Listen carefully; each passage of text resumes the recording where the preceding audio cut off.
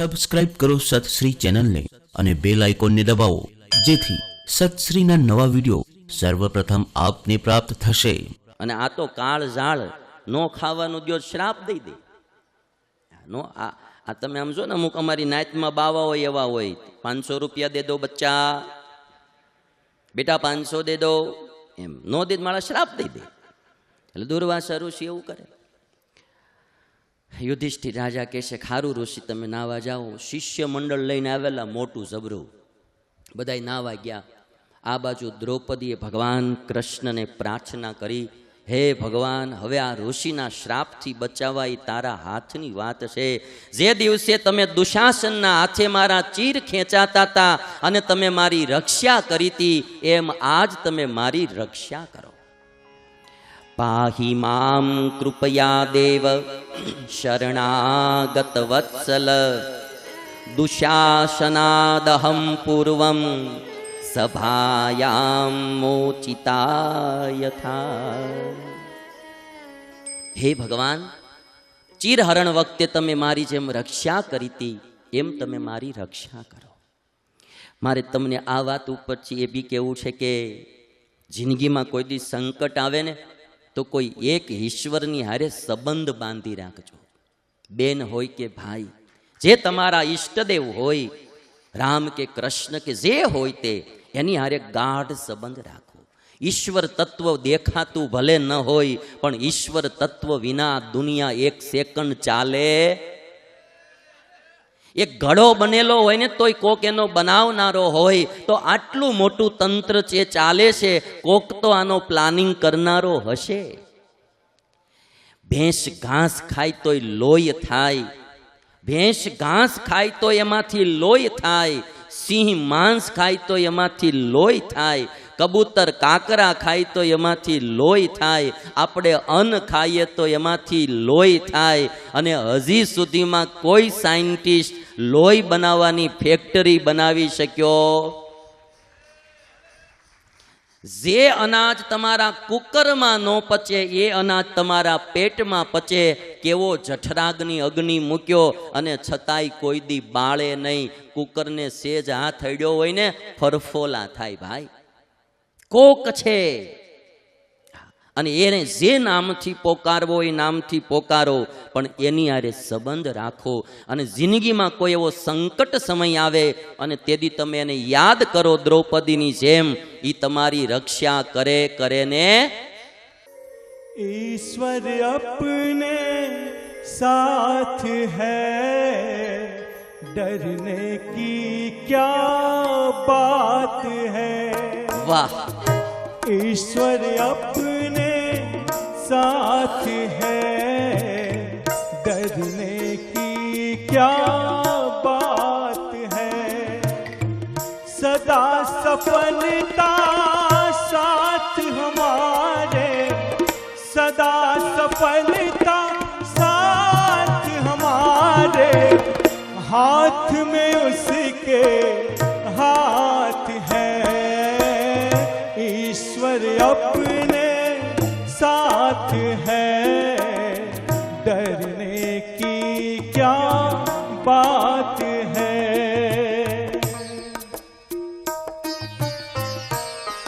ઈશ્વર અપને સાથ હૈ તો ડરને કી ક્યા બાત હૈ.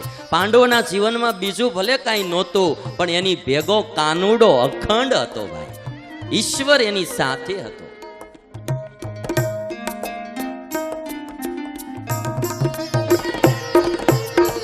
जिनके नाम से कितनों के ही बिगड़े काम तो बन जाते.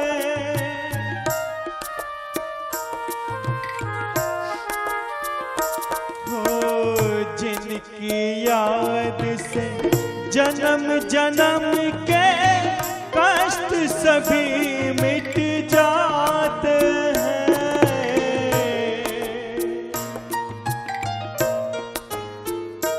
हो जिसके नाम से कितनों के ही बिगड़े काम तो बन जाते.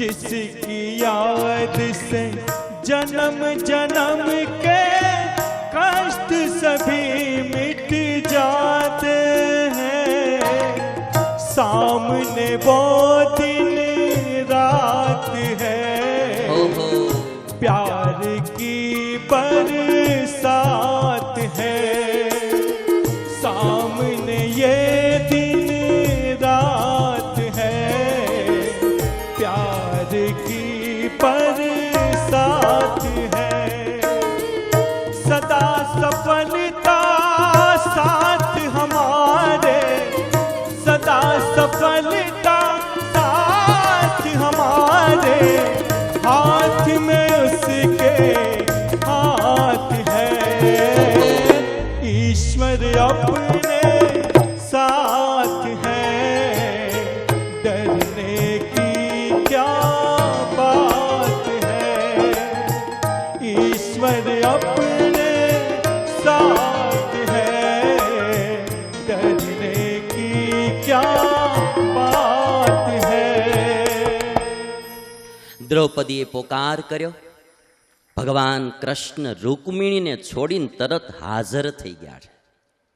ભગવાનની હારે નાતો જોડી રાખ્યો હોય ને મારા બાપ, એને પત્ની પણ એટલી વાલી નથી જેટલા એને એના ભક્તને સંત વાલા છે. આખી દુનિયા કદાચ પત્નીની ગુલામ હશે, પણ ઈશ્વર પત્નીના ગુલામ નથી. એની પત્ની લક્ષ્મી એને પણ ઠોકરે મારી દે કોઈ સંત કે ભક્ત પોકાર કરે. રૂકમિણીનો સાથ છોડી દીધો. ભગવાન છે ને પત્નીને, આ બાકી તો તમે આખું જગત જોવો છો ને. એક દ્રષ્ટાંત દઈ દો, યાદ આવ્યું તો. એક ભાઈ પતિ પત્ની એના 50 વર્ષની વર્ષગાંઠ મનાવતા હતા. બે પતિ પત્નીએ 50 વર્ષ ગુજારેલા, પણ 50 વર્ષના વિવાહિત જીવનમાં કોઈ દી બેયમાં ઝઘડો નહોતો થયો ક્યારે. આશ્ચર્ય લાગે ને તમને? રેકોર્ડ લાગે, પરચો લાગે કે 50 વર્ષનું વિવાહિત જીવન ગુજાર્યું પણ પતિ પત્નીમાં કોઈ દી ઝઘડો ન થયો. એટલે મીડિયાવાળાએ પતિને પૂછ્યું કે આ તમારા વૈવાહિક જીવનનું શું રાજ છે, શું એવું સિક્રેટ તથ્ય છે કે તમારા બેયમાં કોઈ દી 50 વર્ષમાં ઝઘડો ન થયો? અને ત્યારે પતિ એટલી વાત કીધી કે ભાઈ, અમારા લગ્ન થયા ને બીજે દાડે અમે હનીમૂન મનાવવા માટે શિમલા ગયા હતા કે, અને ત્યાં કે અમે 2 જણાએ ઘોડે સવારી કરી. કે મારો ઘોડો હોજો હતો, પણ આ મારી પત્નીનો ઘોડો જે હતો ને બહુ કજાડો હતો. કે એટલે એ ઘોડાએ આને હેઠી પછાડી. કે એટલે એ માંડ માંડ ઊભી થઈ, ધૂળ ખંખેરી કપડેથી, અને ઘોડાને કહે છે એકવાર થયું. એ કે પાછી ઘોડા ઉપર બેસી ગઈ. થોડાક આગળ ચાલ્યા ત્યાં વળી ઘોડાએ એને પછાડી. વળી પાછી ઊભી થઈને કપડાં ખંખેરીને ઘોડાને કે 2 વાર થયું. કે વળી ઘોડે ચડી, વળી પાછી ઘોડાએ એને પછાડી, અને જ્યાં 3જી વાર પછાડી તેની પાસે પિસ્તોલ હતી ને લઈને ઘોડાને મારતી હતી. કે ઘોડો મરી ગયો. કે મેં એને કીધું કે એલી ગાંડી ત્યાં હું કર્યું, ભાડે લીધેલો ઘોડો કોકનો તે મારી નાખ્યો, ઓલો માલિક આપણને હું કહે? અને ત્યારે મને એને એટલું કીધું કે 1 વાર થયું.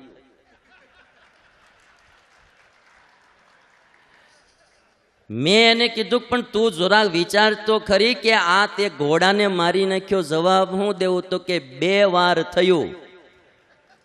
બસ આ જ રાજ છે. પછીથી બિચારો કોઈ દી કઈ બોલ્યો જ નહીં. પણ ઈશ્વર એને પત્ની એટલી વાલી નથી. આ દુનિયામાં બધાઈને લક્ષ્મી વાલી હોય, પણ એક ભગવાન એવા છે કે એને લક્ષ્મી પણ વાલી નથી, એટલા એને એના સંતને ભક્ત વાલા. રૂકમિણીનો ત્યાગ કરીને કૃષ્ણ દ્રૌપદી પાસે આવ્યા છે.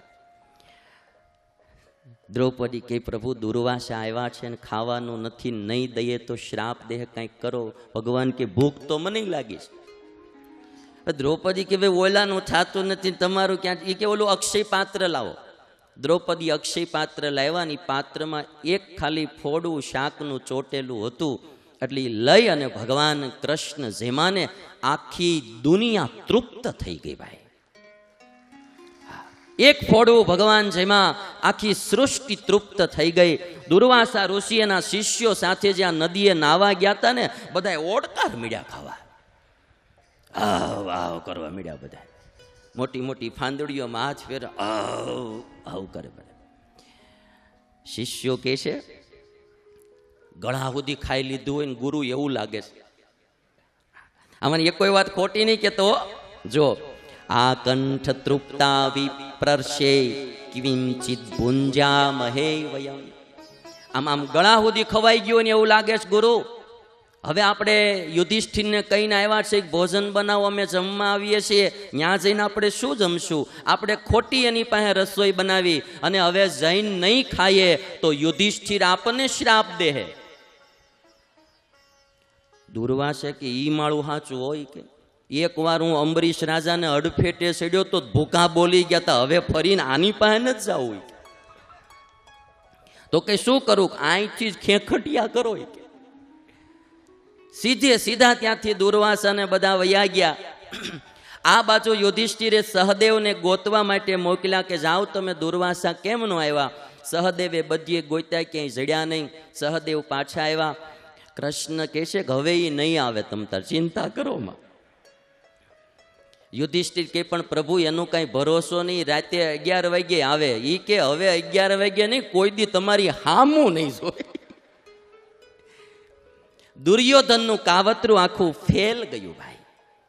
અને એટલા માટે વાલા ભક્તો, જેને રામ રાખે એને કોણ ચાખે?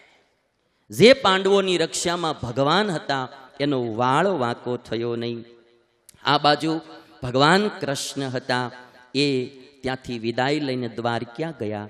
વૈશંપાયન કહે છે કે આ પ્રકારે કૌરવોએ અનેક છળ કપટના પ્રયોગ કર્યા, પણ બધા વ્યર્થ ગયા. વૈશંપાયન કહે છે કે જન્મેજય રાજા, પાંડવો હવે 12મું વર્ષ વનવાસનું ગુજારી રહ્યા છે. એમાં ધૃતરાષ્ટ્રની પુત્રી હતી દુશ્શલા, દુર્યોધનની બેન. એમના પતિનું નામ હતું જયદ્રથ, જે સિંધુ દેશના રાજા હતા. દુર્યોધનની બેન દુશ્શલા, એના પતિ જયદ્રથ, સિંધુ દેશના રાજા, વનમાં પાંડવો પાસે આવ્યા. આ બાજુ પાંચેય પાંડવો હિંસક પશુઓથી બ્રાહ્મણોની રક્ષા કરવા માટે ગયેલા. હિંસક પશુઓ બ્રાહ્મણોને મારતા હતા. બ્રાહ્મણોએ કહ્યું કે અમારી રક્ષા કરો, એટલે પાંડવો એની રક્ષા કરવા જંગલમાં ગયેલા. દ્રૌપદી આશ્રમમાં એકલા હતા. જયદ્રથ આવ્યો, સંબંધી કહેવાય, કુટુંબી કહેવાય, કારણ કે દુર્યોધનની સગી બેનનો પતિ એટલે દુર્યોધનનો બનેવી, એટલે પાંડવોનો પણ બનેવી જ કહેવાય. અને જયદ્રથ આવ્યો અને દ્રૌપદીને જોઈને મોહિત થયો. જયદ્રથ દ્રૌપદીને લોભાવવા લાગ્યો. વર્ષો પહેલા બધી કથાઓ લખેલી છે કે ઘણી વખત સંબંધીના પણ ભરોહા કરવા. આમાં રાવણ કયા રૂપમાં આવે એ કઈ નક્કી હોય? ઘણીવાર હાળાના રૂપમાં આવે, ઘણીવાર બનેવીના રૂપમાં, ઘણીવાર નજીકના મિત્રના રૂપમાં પણ આવે. બહુ સાવધાન રહેવું. મારી તો બહુ ભાવના એવી છે કે આપણો સમાજ આ પશુ પક્ષીના જીવનો ભોગમાં વ્યતીત થાય એનો વાંધો નહીં, માનવ જીવન સદાચારમય વ્યતીત થવું જોઈએ. માનવ જીવન એ ભોગવાદી ન હોવું જોઈએ, માનવ જીવન યોગવાદી હોવું જોઈએ. પણ દ્રૌપદીની ખુમારી મારે આ ચરિત્ર દ્વારા કેવી છે? કોઈ પણ આવા કામી પુરુષો સંબંધીઓના રૂપમાં, મિત્રના રૂપમાં, શેઠના રૂપમાં, પાર્ટનરના રૂપમાં, પાડોશીના રૂપમાં આવે ત્યારે સાવધાની રાખવી. પ્રલોભન શું આપ્યું? ગત શ્રીકાન ચ્યુતાન રાજ્યાત કૃપણાન ગત ચેતસઃ ભાર્યા મે ભવ શુશ્રોણી ત્યજેનાન સુખમાપ્નુહિ. દ્રૌપદી, આ તારા પતિઓ તો વનમાં ભટકે છે, હવે કાંઈ એનું રાજ એના હાથમાં પાછું આવશે નહીં. કદાચ યુદ્ધ કરશે તોય દુર્યોધને ઘણા રાજાઓને વશ કરી લીધા છે, પાંડવોને મારી નાખશે. આખી જિંદગી આમ વનમાં ભટકવા કરતા તું મારી રાણી બની જાને, તારે જો સુખ સુખ ને સુખ. જયદ્રથ મળ્યો છે પ્રલોભનો આપવા માટે. અને વાત બહુ સાચી, આવા જયદ્રથો ઘણા આ પૃથ્વીમાં આજે ભમે છે, જે તમને ભાત ભાતના પ્રલોભન દેશે, સુખના પ્રલોભન દેશે. અને એ સમયે સુખમાં જે ન લલચાવું એ આર્ય નારીનું કામ છે. એ આ હિન્દુસ્તાની નારીનું કામ છે કે ત્યારે કોઈના પ્રલોભનમાં લોભાવું નહીં. જે આ લોકની ચીજ પદાર્થમાં લોભાઈ જાય ને અને પોતાનો શીલ છોડી દે, પોતાનો પાતિવ્રત્ય ધર્મ છોડી દે, પોતાનું એક પત્ની વ્રત છોડી દે, એ તો બધા ખહુરિયા કૂતર્યા જેવા કહેવાય. એ કોઈ આલસીસન નો કહેવાય, એ તો ખહુરિયા કૂતર્યા, એ કોઈ સિંહ નો કહેવાય. માણસે વિષય માટે કોઈ દિવસ આવા હેઠા મોઢા નો કરવા. દ્રૌપદી ને ગમે એવું પ્રલોભન આપ્યું, દ્રૌપદી એકના બે ન થયા. દ્રૌપદીને ગુસ્સો આવ્યો છે. ક્રોધિત દ્રૌપદી ભ્રકુટી ચડાવીને કહે છે, ક્રોધથી આંખ લાલ છે, ભ્રકુટી ચડી ગઈ. અને દ્રૌપદી કે તારી જેવા કૂતર્યા આવી રીતે જ ભસ્યા કરતા હોય, તારા જેવા કૂતર્યા આવી રીતે ભસ્યા કરતા હોય, પણ સિંહનો ભાગ કોઈ દી કૂતર્યાને મળે નહીં. અને તું જે આ કૃત્ય કરવા જઈ રહ્યો છો ને, તું સિંહના વાળ ખેંચવા જાશો, જીવતો નહીં રે. તું કાળા નાગના પૂંછડાને પગથી કચરી રહ્યો છો. દ્રૌપદીએ સાવધાન કર્યો છે. પણ મને દ્રૌપદીનું શૂરવીરપણું ગમ્યું. આપણી આર્ય નારીનું જે આ શૂરવીરપણું, પ્રલોભનમાં લોભાણી નહીં. અને ત્યારે જયદ્રથે એમ વિચાર્યું કે આ માનશે નહીં, એટલે દ્રૌપદીનું અપહરણ કરી જયદ્રથ ભાગ્યો છે. પાંડવો આવ્યા, ખબર પડી, અને ત્યારે પાંડવો એની પાછળ પડ્યા છે. જયદ્રથ દ્રૌપદીનું અપહરણ કરીને ચાલ્યો જાય છે. આ બાજુ પાંડવોને ખબર પડી, એટલે પાંડવો એની પાછળ બચાવવા માટે પડ્યા. જયદ્રથ દ્રૌપદીને લઈને ભાગ્યો જાય છે. પાછળ ભીમ અને અર્જુન પડ્યા. જયદ્રથ આવ્યા લાગે છે. હા, હવે બરાબર. અને દ્રૌપદીને લઈને આમ જયદ્રથ જાતો તો ને, પાછળ ભીમ અને અર્જુન પડ્યા. અને જયદ્રથને એમ થયું કે હવે આનાથી હું બચવાનો નહીં. અને ઓલા બે વાહે જઈને આવડો ખેખટિયા કરતો, અહીંથી અહીં, મારું સ્ટેજ રહેવા દેજો તમે. એને એમ લાગ્યું કે હવે હું આ ભીમથી બચીશ નહીં, એટલે માળો ભાગી દ્રૌપદીને મૂકી અને જયદ્રથ ભાગી ગયો. ભીમ જયદ્રથની સેના હતી ને એને ગદા લઈને મળ્યો ઝીકમ ઝીક બોલાવા. એને રહેવા દેજો, એ જયદ્રથની સેના નથી ભાઈ. ભીમને શું છે, આમ લોહી કેદુનું ગરમ થયું તું, ઠરતું નહોતું.